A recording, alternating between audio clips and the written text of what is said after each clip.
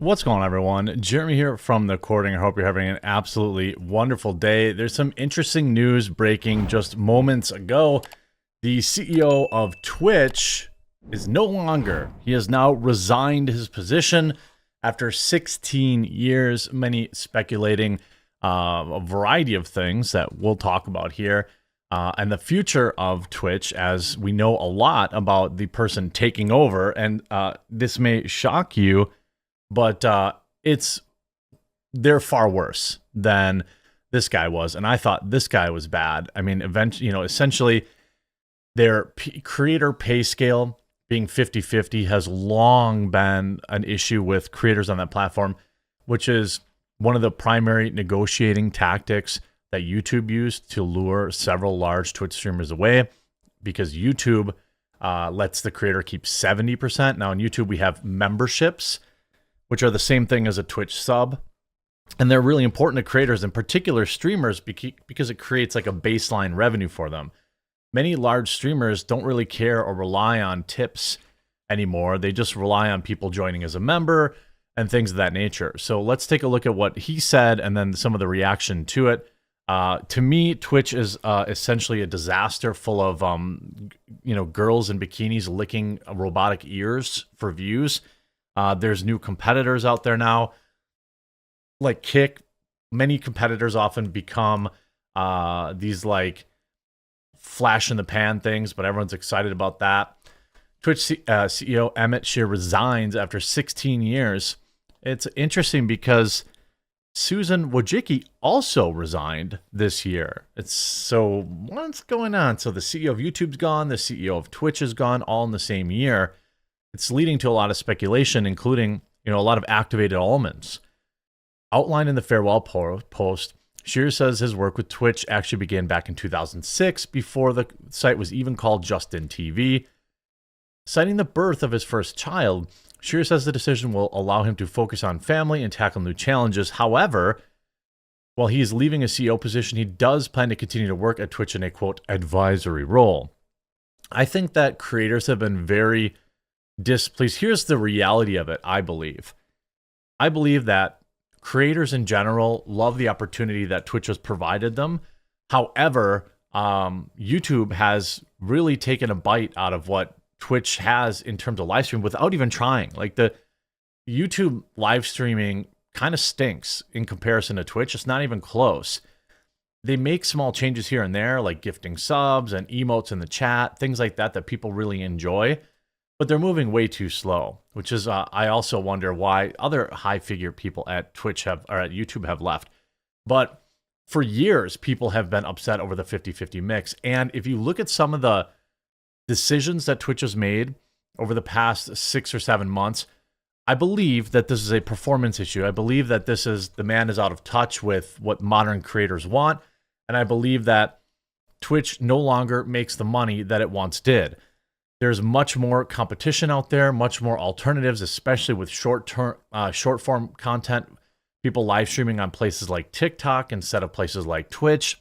And you could see some really bizarre kind of desperation moves, forcing ad reads on huge creators that would create big issues. Like, anytime you tune into a Twitch streamer, you're treated with a 30-second non-skippable ad. It's one of the worst feelings. Like, if you accidentally refresh the page, you get punished like every time. Ad revenue is extraordinarily important on a place like YouTube, but it isn't nearly as important on Twitch. I mean, if some of the top Twitch streamers have 50,000 paying subs, they're making 100, 200 grand a month coming in. They don't care about ads anymore. But the problem is Twitch isn't making enough money from their 50-50 cut, which creators already think is unfair. So they're forcing their big creators to have minimum ad runs and stuff like that, and they're very unhappy about that. I'm sure, though, that YouTube has similar requirements. YouTube still is driven mostly by ad revenue, even though they're pushing a lot of these membership things. But you see, replacing Shear will be Dan Clancy. By the way, this is the individual, I believe, that came up with the original 50-50 split that everyone hates.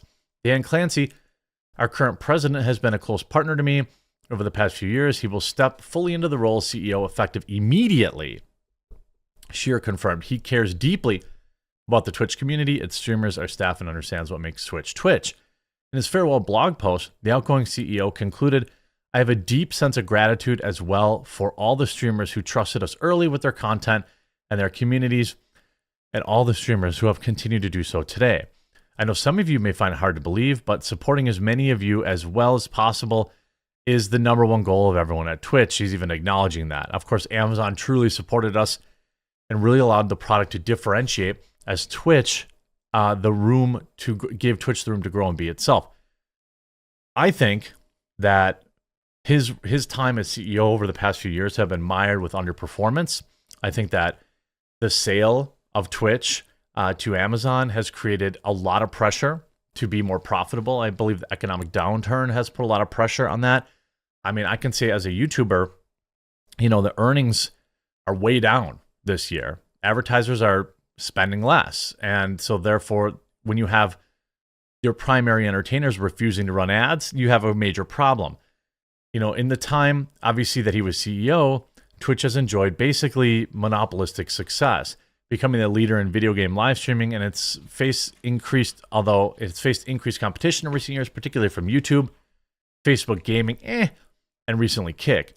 Streamers have criticized Twitch for the lower subscription revenue split than these rivals, and some of the biggest names have left Twitch for other platforms due to more lucrative deals being offered. During Emmett's time, one of the latest and most controversial announcements was the sub splits would remain at 50-50, much less than 70-30, despite calls from streamers to increase them. Why? Because they need the money. But Twitch also provides other ways for streamers to monetize their content with a focus on ads primarily. Twitch's ad incentive program has meant large earnings bumps for some streamers provided they run a set number of ads every month. Under his time, it is irrefutable that Twitch has enjoyed much success, but things are not that way anymore. His successor will also face many challenges, compete with new rivals.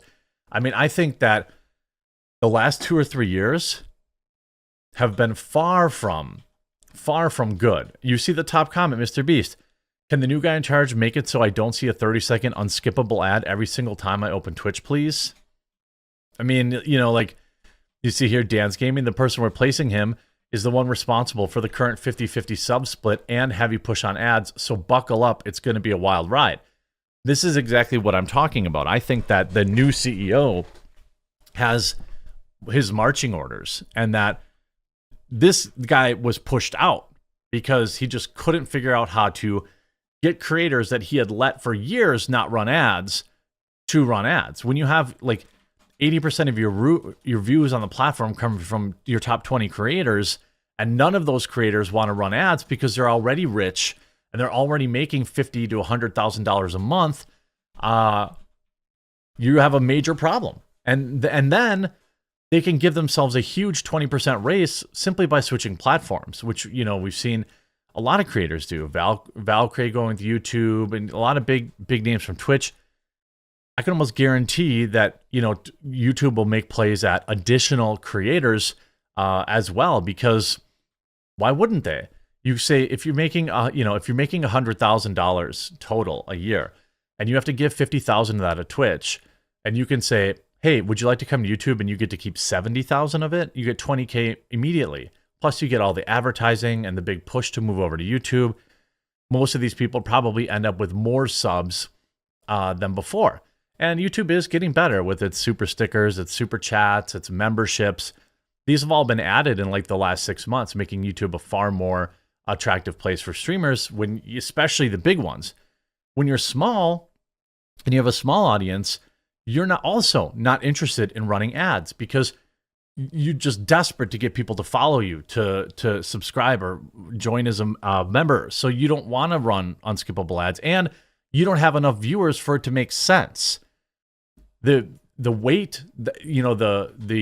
decision between having 50 viewers, like there's no point in running an ad to 50 viewers. The only time those ads make sense is when you have thousands and thousands and thousands of viewers. So you have people who are just starting out at Twitch that don't want to run ads, and then you have your top 80% of people who don't want to run ads. Balance again the fact that Twitch desperately needs these ads to be run. I think that Emmett was also, best known for one of his worst answers ever, where he tried to pretend that Twitch doesn't have extreme favoritism for their large creators when everyone knows that they do. Multiple creators having 4, 5, 6, 7, 8, 9 bans, and never receiving permanent bans, or doing the same things as smaller creators that got them banned that just simply didn't affect larger creators who did it. This is, there are a lot of reasons why people are happy. Most of the people in these comments are happy that he's gone, but also keenly aware that the person replacing him is much worse. I think it tells a lot. It says a lot that in Emmett's farewell post, it has a whopping 1,200 likes. I don't think this guy was well liked by the Twitch community. He didn't even allow people to reply to his farewell post. I think that there's much more going on here. I think that this is all about performance. I think that he is pretending. It's a cope to say, oh, I want to spend more time with my family. Yeah, right. You've been a CEO for 16 years. Like, you just had a kid now and you're going to quit. I don't buy it. I know people don't do that. CEOs don't just quit to spend more time with their family. It just doesn't happen. That's not how CEOs are built. It's not how they're programmed. Most of the people here in his replies, pretty indifferent. And I think that tells you a lot. So maybe there's something going on in the streaming space we don't know about. That's why, you had Susan gone, him gone. We'll have to wait and see how this shakes out. By the way, I'm interviewing James O'Keefe today at 3:30 on this channel. So if you made it to the end of this video, make sure you come back for that. I'd absolutely love to see you. Hope you enjoyed this video. If you did, make sure you subscribe down below, and we'll talk to you again real soon.